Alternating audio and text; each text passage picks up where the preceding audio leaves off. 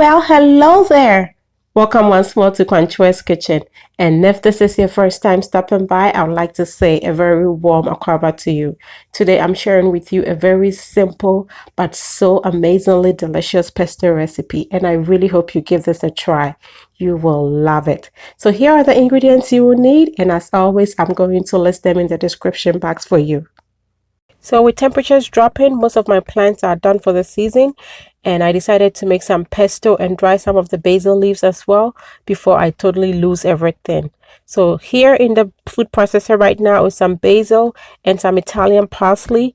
It's actually 4 cups basil and a bunch of parsley. And now I'm going to add in some garlic, and I'm going to use a bulb and a half of garlic.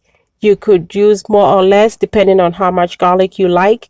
And here is pine nuts. These are mostly on the pricey side and sometimes hard to find, but you can substitute it with almonds or walnuts. They work perfectly as well. This is grated Parmesan cheese, freshly grated, some salt, black pepper,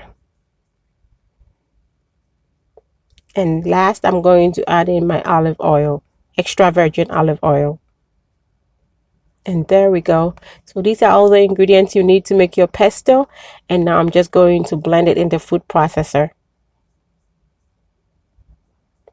So this is pretty simple, and it's just good to have this in your freezer. So I make this like a big batch like this, and then I freeze it, and whenever I need it, you just bring it out, marinate your chicken, your fish. It really works great with a lot of stuff. It's good as a dip, as a spread. You will just love it. So here we are. I'm just pouring it out into a bowl so I can use some, and then I'll also transfer some into ice cube trays and freeze. So whenever I need them, I just bring them out. And look at that. Just so easy to make, beautiful. It smells so good. And I'm going to cook some salmon with it. So this is sockeye. This is like very good grade salmon. This is wild caught, and I'm just going to bake it. And since I already have my pesto made, all I need is my butter and salt together with the pesto, and those are the only 3 ingredients you need to make this salmon recipe.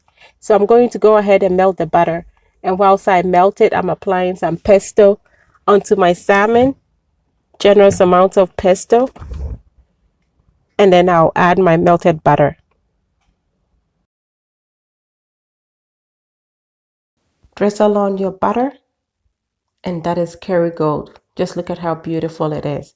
It is one of the best you could ever bake or cook with. Just so delicious. So I'm now going to bake this in a preheated oven set at 400 degrees Fahrenheit, and I'm going to bake it for 20 minutes.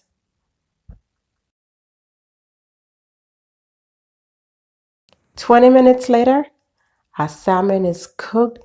It is perfect, very juicy, and boy, so flavorful. It smells so good. And we're just going to have it with some string beans and potatoes.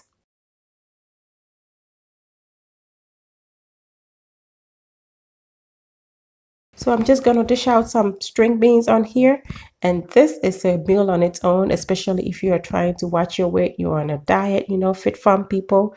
This is a very, very good meal you could have. You could make your chicken with this pesto and have your vegetables, or you could have a little bit of side, carbs. I'm having my potatoes with it, and just look at this fish. Just so tender, so perfectly cooked, and the flavors, you really need to try this to even have an idea how good it is. Make this pesto and save in your freezer. It is good.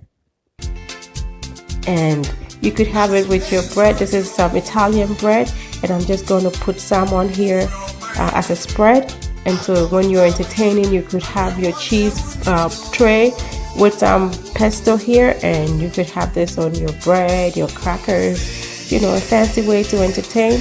Or you could add some olive oil like this and actually make a dip and just be dipping your bread in there, and that is also so good. It always reminds me of Carrabbas whenever I do this.